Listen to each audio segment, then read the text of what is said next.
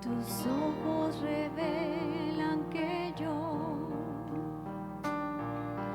nada puedo esconder, que no soy nada sin ti, oh fiel Señor.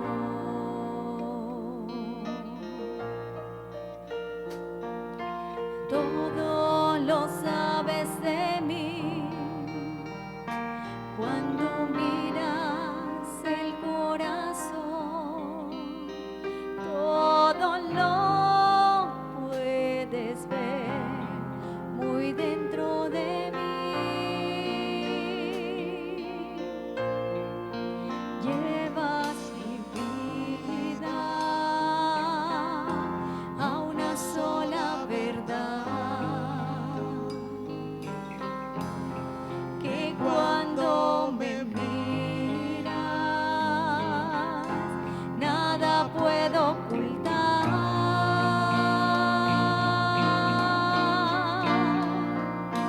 Sé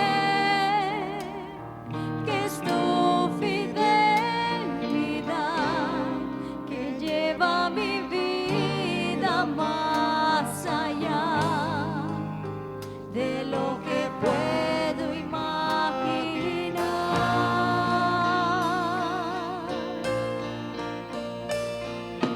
Sé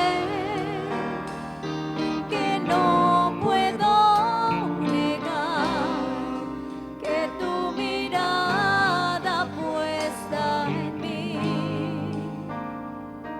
me llena de tu paz.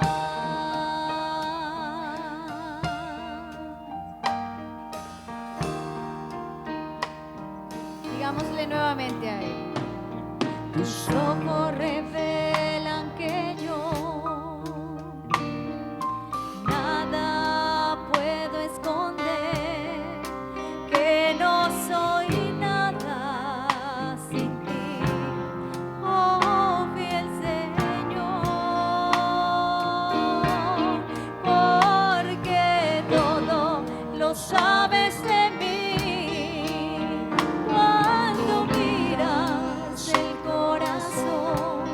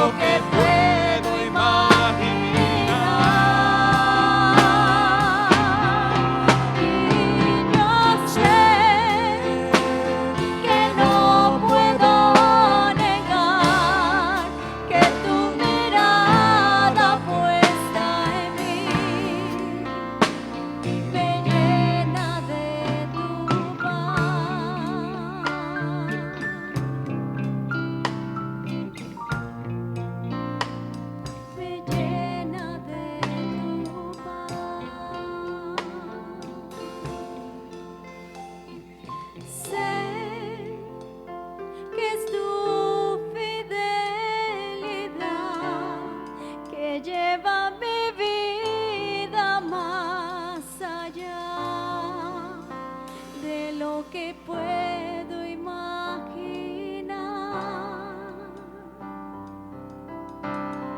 Y yo sé que no puedo negar que tu mirada puesta en mí me llena de tu paz, y que tu mirada puesta en mí me llena de tu paz.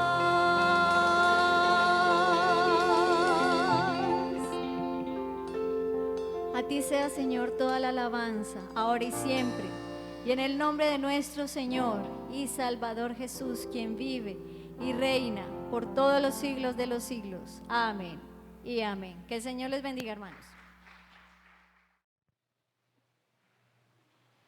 Bueno, hermanos, esta mañana, después de este precioso tiempo de alabanza, creo que nuestros corazones están listos para entrar en lo que el Señor nos dice a través de su palabra.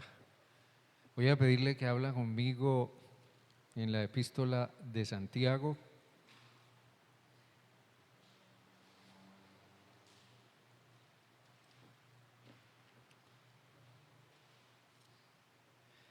Santiago, capítulo 1.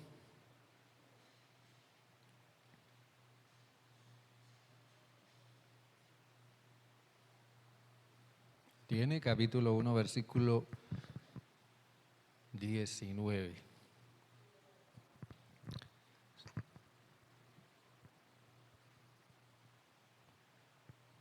¿Lo tiene?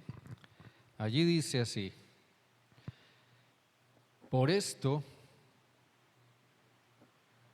mis amados hermanos, todo hombre sea pronto para oír, tardo para hablar, tardo para airarse, porque la ira del hombre no obra la justicia de Dios. Por lo cual, desechando toda inmundicia y abundancia de malicia, recibid con mansedumbre la palabra implantada, la cual puede salvar vuestras almas. Sed hacedores de la palabra y no tan solamente oidores, engañándoos a vosotros mismos. Si alguno es oidor de la palabra, pero no hacedor de ella, ese es semejante al hombre que considera en un espejo su rostro natural. Él se considera a sí mismo y se va, y pronto olvida cómo era. Pero el que mira atentamente en la perfecta ley, la de la libertad, y persevera en ella, no siendo oidor olvidadizo, sino hacedor de la obra, este será bienaventurado en lo que hace. Amén. Padre, gracias te damos por esta palabra. Que esta palabra, Dios, hoy no solo nos hable, sino que nuestros corazones, como el apóstol Santiago exhorta aquí, nuestros corazones respondan en obediencia, en ser hacedores de la palabra. Que hoy tu palabra, Señor, corra y sea glorificada y no vuelva a ti vacía. Padre, ministranos por tu Santo Espíritu, en el nombre de Jesús. Amén y amén. Estamos en el mes de octubre. Ya prácticamente se ha vuelto tradición el mes de octubre como el mes de la Biblia. Hace más de 500 años que un señor, un monje benedictino de la Iglesia Católica, clavó 95 tesis en la puerta de una capilla, manifestando su inconformidad con la enseñanza doctrinal de la Iglesia Católica de su tiempo. Y de allí partió lo que se conoció como el movimiento de la Reforma, que desembocó en el surgimiento del protestantismo. Durante todo el siglo XVI, a partir del evento de Lutero, Fue un tiempo de mucha agitación religiosa, fue un tiempo de grandes controversias religiosas, pero hay algo excepcional que sucedió. Entre todas las cosas negativas que pudo darse en ese tiempo, lo que sucedió fue que la Biblia pudo tener, digamos, acceso, o la gente pudo tener acceso al conocimiento de la Biblia, y la Biblia como tal pudo ser de alguna manera abierta para que la gente la conociera, la leyera.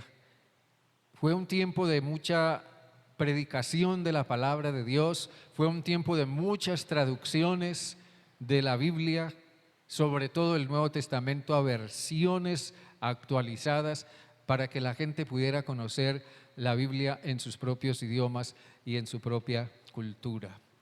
Hoy, 500 años después, o un poco más de 500 años, nosotros podemos decir que somos parte de una cultura que, si bien se ha visto en alguna manera influida por ese movimiento de reforma y del auge del protestantismo, también somos parte de una cultura que ha tenido un fuerte antecedente religioso, que en alguna manera ha sido opuesto al movimiento de la reforma de una manera supremamente fuerte y profunda. Y en ese contexto religioso, la Biblia como tal no ha tenido mayor trascendencia, por no decir ninguna trascendencia, en el sentido de que se refleje en el estilo de vida de la gente y se refleje en la cultura misma.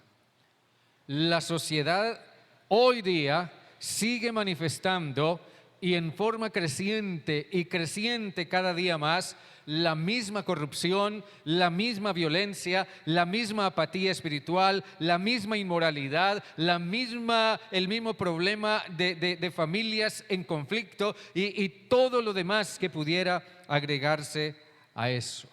Aunque si bien hace ya años, en nuestro tiempo contemporáneo, el estudio bíblico ha trascendido a diferentes corrientes religiosas, las posiciones se han hecho en realidad más radicales, porque el estudio bíblico ha sido utilizado más para refundir mi propia posición teológica o mi propia posición doctrinal, antes que abrirme a la verdad revelada en la palabra de Dios.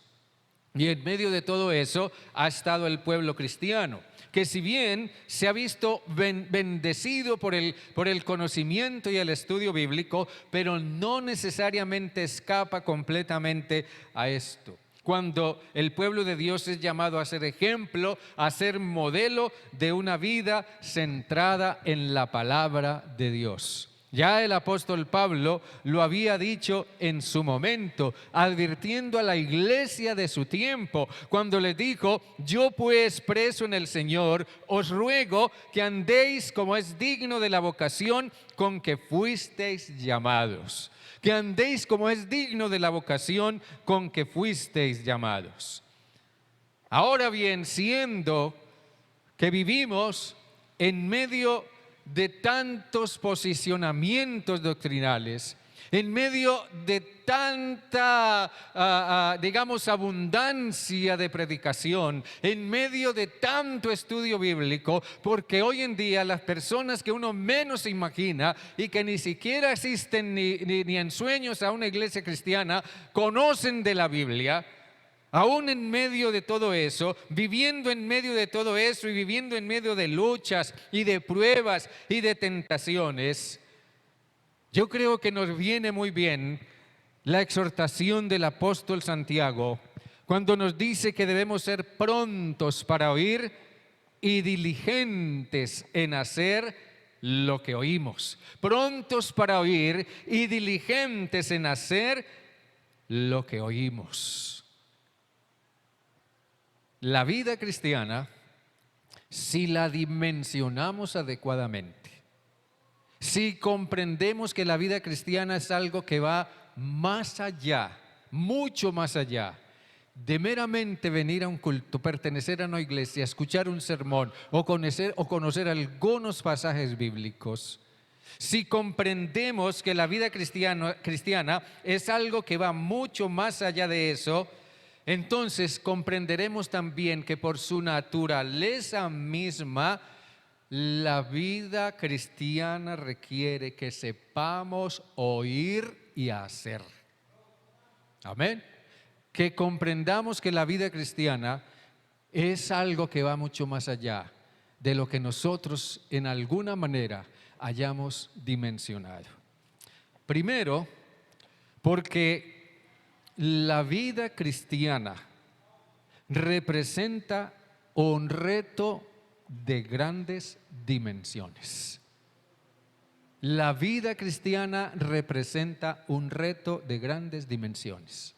Santiago le está escribiendo a personas que asistían a las reuniones de la iglesia y pensaban, por lo que Santiago dice, pensaban que por asistir a la reunión de la iglesia y por escuchar la lectura del texto bíblico o por conocer algo de la Biblia ya eran cristianos.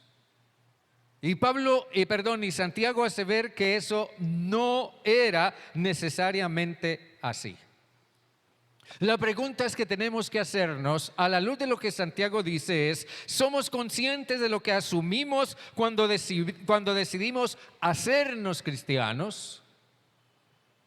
¿Somos conscientes de las dimensiones del reto, o mejor, dimensionamos el reto que representa ser cristiano? Una vida cristiana genuina representa un reto.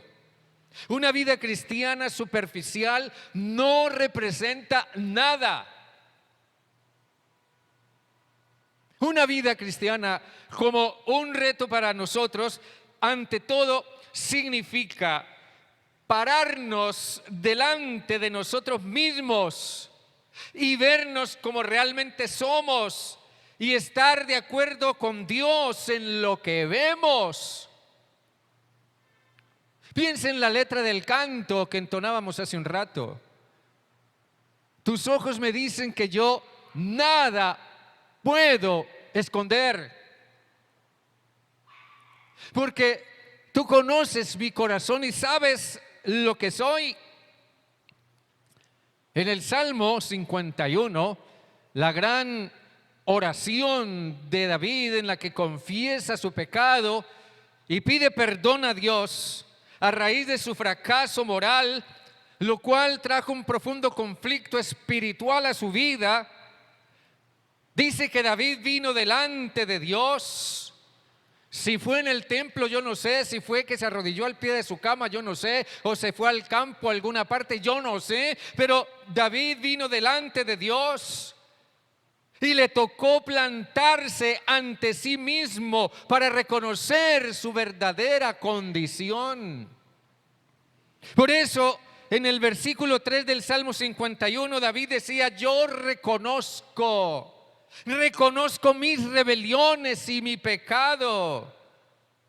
Y él decía más: ese pecado está siempre delante de mí, siempre lo tengo presente.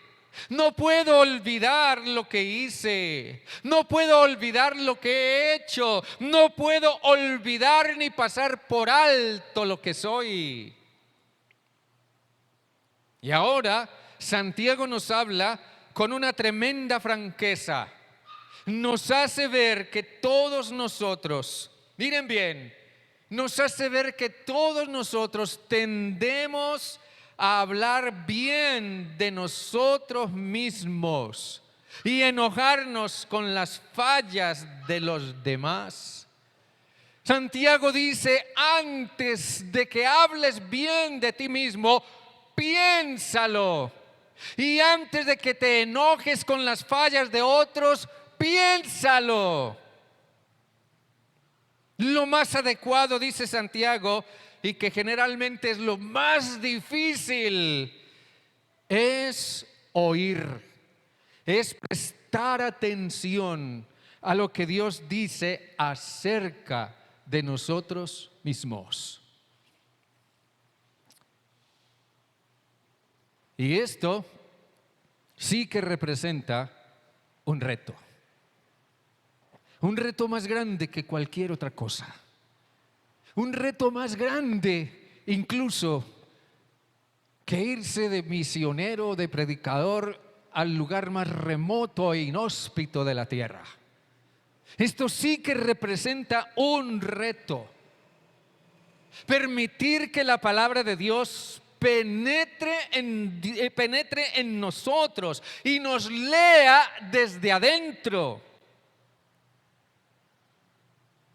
Aquí en lo que Santiago dice, en el versículo 21 de este pasaje, hay un contraste entre algo que tiene que salir para dar lugar a algo que tiene que entrar.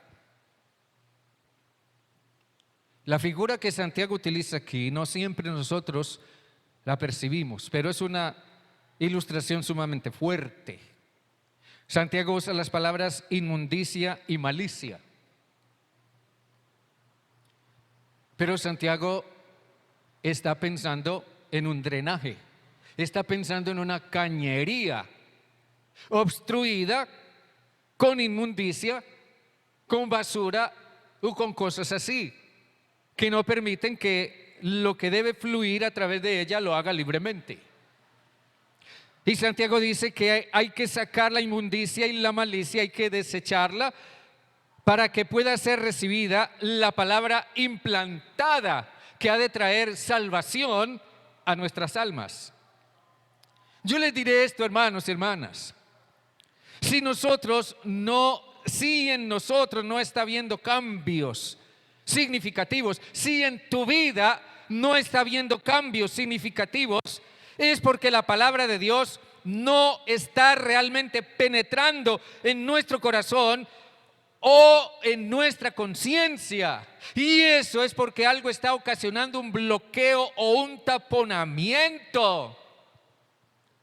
Una serie de cosas, de actitudes pecaminosas, una serie de actitudes negativas o amargadas permanecen sin resolver y sin remover en nuestra vida, y por esa razón la palabra de Dios no halla lugar, no puede entrar y transformar nuestro ser desde lo más profundo y desde adentro.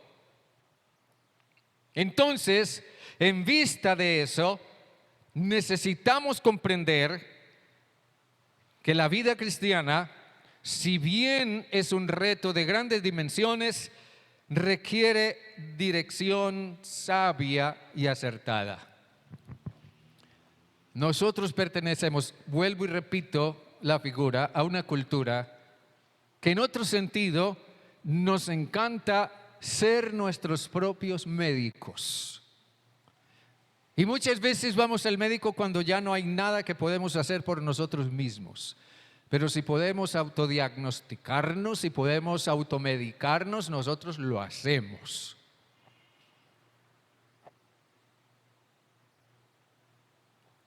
Miren, hermanos, para poder ver lo que no está bien en nosotros, necesitamos que alguien nos lo muestre. Alguien ajeno a nosotros mismos. Necesitamos que alguien use algo para decirnos, para mostrarnos lo que somos. Una persona que nos ama, que nos aprecia, que nos da una exhortación puede ayudarnos a ver algo que no está bien en nosotros. Y eso está bien. Si Dios me usa y me concede el privilegio de hacerles ver a ustedes lo que ustedes por sí mismos no han visto, yo digo gloria a Dios por eso, pero eso viene de Dios. Pero Dios básicamente usa su palabra para hacernos ver lo que somos. Solo la Biblia nos puede dar una imagen acertada de nosotros mismos y de lo que debemos hacer con nosotros mismos.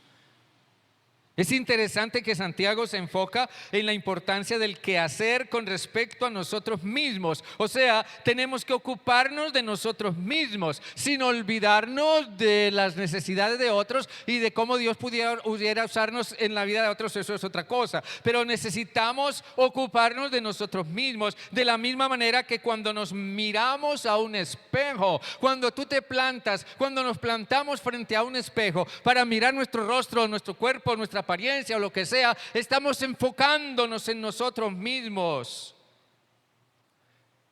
Y un espejo, igual que la palabra de Dios, sí que nos dice la verdad. Un espejo sí que nos dice la verdad. Si no recuerde el cuento aquel de la bella durmiente. ¿Recuerda? El hada o la bruja mala del cuento se miraba al espejo y ella quería parecer la más hermosa, pero el espejo siempre le decía, ¿qué? No, tú no eres la más hermosa. La más hermosa es Blancanieves. El espejo siempre dice la verdad. Y nosotros podríamos aquí hablar de lo que pudiéramos llamar la ley del espejo. La palabra de Dios nos dice qué hacer con nosotros mismos a partir de mostrarnos lo que somos. Y lo básicamente que la palabra de Dios nos dice qué hacer con nosotros mismos es: sed hacedores de la palabra y no tan solamente oidores. Entonces se trata de oír y aplicar. Cuando nosotros vamos al médico, le prestamos mucha atención a lo que nos dice con respecto a las medicinas que nos receta. Pero si no prestamos atención, tendremos problemas. Entonces, para encontrar dirección sabia y acertada en la Biblia, nosotros tenemos que ir a la Biblia y tenemos que prestarle atención a la Biblia. Tenemos que tener tiempos especiales en los que yo me encuentre a solas con Dios y su palabra. Tengo que sacar tiempos especiales aparte. No sé cómo, no sé dónde, pero donde Dios pueda hablarme y revelarme lo que Él tiene para decirme a mí en lo particular. Tengo que tener tiempos con la palabra para leerla y estudiarla, para meditar profundamente en ella y para aplicarla a mi vida. En los tiempos de Santiago, la gente no llevaba una Biblia con ellos, como nosotros hoy, al venir al culto, al menos los que traen Biblia, porque a veces veo que algunos llegan sin Biblia y todo, y yo no sé qué representa la Biblia en su vida, porque no se la veo por ninguna parte. Pero en el tiempo de Santiago, la gente no llevaba una Biblia con ellos. Solo iban a la reunión de la iglesia, que vino a ser una especie de réplica de la reunión en la sinagoga. Pero iban para escuchar la lectura de la palabra de Dios. Escuchaban lecturas de porciones del Antiguo Testamento y también escuchaban lecturas de la última epístola que había llegado y que estaba circulando entre las iglesias. Pero por esa razón aquella gente adquirió una gran capacidad de memorizar. Ellos iban y escuchaban la lectura de un pasaje bíblico o la explicación que daban y ellos lo memorizaban. Pero ¿saben qué es lo irónico de todo esto? Que Santiago comenzó a observar que la gente se iba del culto y con todo lo que habían escuchado la palabra, con todo lo que habían escuchado la explicación, con todo lo que habían memorizado, lo que habían escuchado, continuaban siendo iguales. Si usted mira el resto de la epístola de Santiago, usted encontrará su profunda crítica y su profundo juicio sobre la actitud de la gente que escuchaba y escuchaba, iban y escuchaban, pero seguían siendo iguales. Seguían siendo parcializados, no demostraban una fe activa, eran lenguilargos, llenos de celos enfermizos y de rivalidades y de otras cosas. La gente oían la palabra y la memorizaban, pero no la aplicaban en su vida. No hacían nada con ella. Todo eso se debía a que la gente no le estaba prestando atención a Dios. Si usted no quiere prestarme atención a mí, no hay problema. Yo no le puedo juzgar por eso. Pero si usted no le presta atención a Dios, sí que tiene problemas. Sí que tenemos problemas.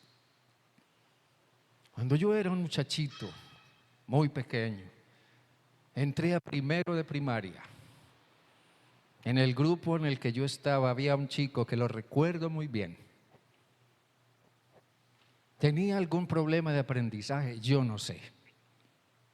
Pero teníamos una maestra que era muy buena maestra y la recuerdo con mucho afecto. Entonces vino el momento en que nos comenzó a enseñar a sumar, a restar, a dividir y a multiplicar. Era el tiempo del tablero negro con una tiza. ¿Ya? Yo no sé si todavía es así, tal vez no. Con una tiza. Entonces la maestra se paraba al frente del tablero y escribía una operación. Tengo 4 naranjas, le quito 2 naranjas. ¿Cuántas naranjas me quedan? Sencillo, ¿verdad? Entonces siempre que le tocaba al chico él salía al tablero, cogía la tiza, 4 menos 2, 4 naranjas menos 2 naranjas, 3 naranjas. La maestra le decía, espera un momento, tienes 4 naranjas y le quitas 2, ¿cómo te va a dar 3? Mira, hagámoslo de otra manera. Aquí en mi escritorio tengo 4 naranjas, míralas, aquí están. Tengo 4 naranjas, 1, 2, 3, 4 naranjas, saco 2 naranjas, ¿cuántas te quedan? Y el chico miraba, hacía en sus dedos y después hacía, ¡ay no! Un día la maestra perdió la paciencia y le dijo, tomándole por los hombros y le dijo, yo no me acuerdo cómo se llamaba el muchacho, Pepito, no me estás prestando atención. No me estás prestando atención. ¿Por qué es tan difícil prestar atención? Hermanos, cuando no prestamos atención, resultamos haciendo las cosas mal. Cuando no prestamos atención, hacemos las cosas fuera de tiempo. Cuando no prestamos atención, hacemos las cosas demasiado tarde. Y muchas veces hacemos las cosas mal, o en el peor de los casos, ni siquiera las hacemos. Porque no oímos a Dios, no le prestamos atención a Dios. En el Antiguo Testamento tenemos el caso de Saúl, el primer rey de Israel. Dios autorizó al profeta Samuel para que ungiera y nombrara a Saúl como rey. Y Dios le dio instrucciones a Saúl muy claras. Le dio instrucciones con respecto a lo que hubiera de ser su gestión de gobierno. Pero Saúl falló. Hizo otra cosa diferente a lo que Dios le indicó. No hizo como Dios le dijo. Y después Saúl quiso disimular su falla, su falta, diciéndole al profeta Samuel que era que él buscaba ofrecerle a Dios holocaustos y sacrificios con el botín que Dios le había prohibido que tomara. Pero Samuel reconvino fuertemente a Saúl y Dios le hizo ver que a él no le interesan los sacrificios y los holocaustos. A Dios no le interesan las acciones y las obras penitenciales, tanto como le interesa la obediencia y el prestar atención. Saúl fracasó porque no prestó atención ni le dio importancia a lo que Dios le ordenó. Así que de esto se deduce entonces que solo la palabra de Dios, si le prestamos atención y la tomamos en serio, puede guiarnos en una vida fructífera. Mire lo que dice aquí en el versículo 25. Pero el que mira atentamente, o sea, el que se concentra en la perfecta ley, la de la libertad, y persevera en ella, no siendo oidor olvidadizo, sino hacedor de la obra, este será bienaventurado en lo que hace. Muchas personas se plantan frente a un espejo. Yo no sé si todos lo harán, pero sí que se concentran en mirarse en el espejo. El cabello. Ay, caramba, ya tengo una cana. Hola, me están saliendo arrugas. ¿Sí o no es así? Hola, se me está manchando la piel. Hola, ¿qué está pasando con mis ojos? Así que nos concentramos en el espejo y miramos los detalles en cuanto a nuestra apariencia exterior, y eso no está mal. Pero lo que Santiago dice es que así como nos miramos a un espejo y nos enfocamos en mirarnos cómo estamos, debiéramos también concentrarnos en la palabra de Dios, porque si bien el espejo nos hace ver cómo estamos por fuera, la palabra de Dios nos hace ver cómo estamos por dentro. ¿Qué es lo que hay dentro de nosotros? El punto aquí es cultivar la disciplina de enfocar nuestra mente en la palabra de Dios por medio de una meditación sincera y persistente. Eso significa que al leer un pasaje bíblico o escuchar una predicación o un estudio bíblico, ya sea que usted la escuche aquí o la mire por televisión, un predicador por televisión, o lea un libro cristiano, no sé, eso significa que cuando la palabra de Dios venga a usted a través de algún medio, usted piense con toda seriedad en lo que leyó, en lo que escuchó, en lo que le presentaron, siempre y cuando esté basado en la verdad y en una revelación auténtica.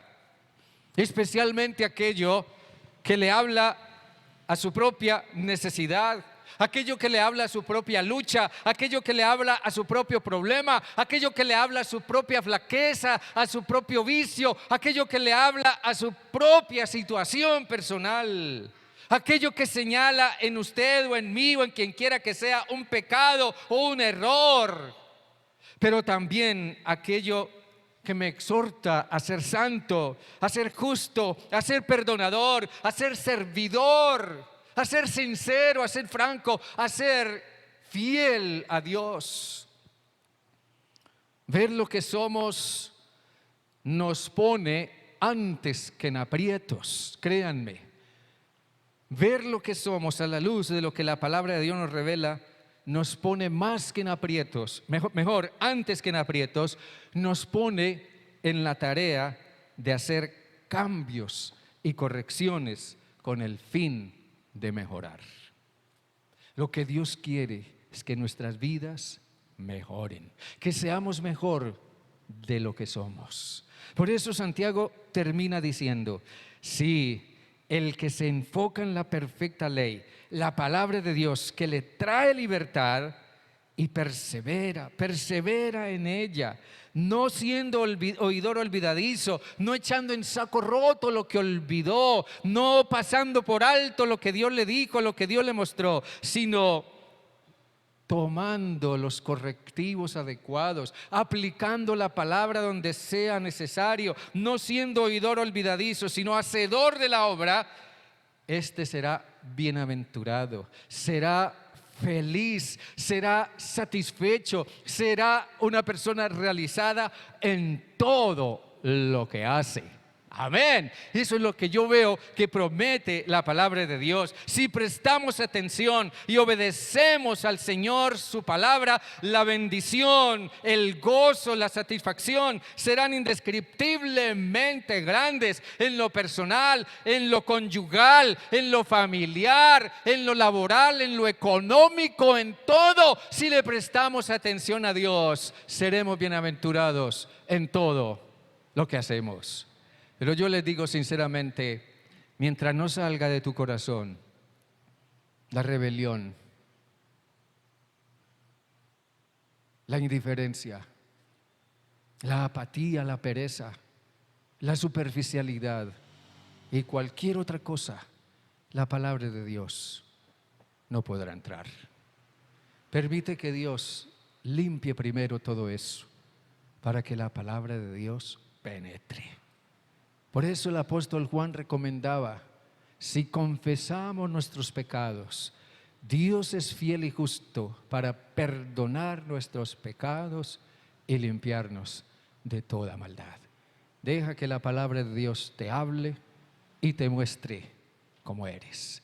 Dejemos que nos muestre cómo somos y que a partir de allí podamos tomar correctivos para la gloria de Él. Amén, hermanos. Dios bueno, a ti sea toda la honra y la gloria y la alabanza. Hoy, Dios, te damos muchas gracias por la Biblia como tal.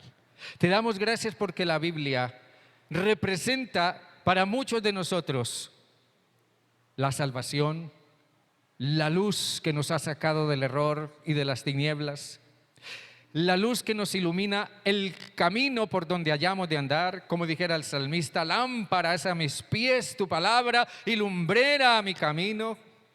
Pero que también podamos decir como el salmista: cuánto amo yo tu ley, todo el día es ella mi meditación. Gracias porque la palabra tuya, Señor, nos hace más sabios que los más sabios, nos hace más entendidos que los viejos, nos da sabiduría, nos da experiencia, nos encamina en lo que es correcto y justo y nos ayuda a ser mejor de lo que somos. Padre, ayúdanos a ser, si bien oidores, prestar atención adecuadamente y no ser oidores olvidadizos. Ayúdanos a ser también hacedores de lo que tu palabra nos dice que debemos hacer con nosotros mismos y en nuestras propias vidas. Gracias te damos por la Biblia, porque hoy, ya más de 500 años después, la palabra de Dios pudo ser en alguna manera pudo ser puesta al alcance de la gente, y como consecuencia de eso, hoy tu palabra sigue llegando a nosotros y nuestro anhelo es que siga llegando a muchísima gente más. Padre, pero sobre todo, que como el profeta dijera, que tu palabra corra de verdad, que tu palabra fluya en nosotros. Por eso te rogamos que nos ayudes a eliminar todo atascamiento en nuestra vida, en nuestra mente, en nuestro corazón, que todo eso sea limpiado para que tu palabra fluya de verdad más profundamente en nuestras vidas.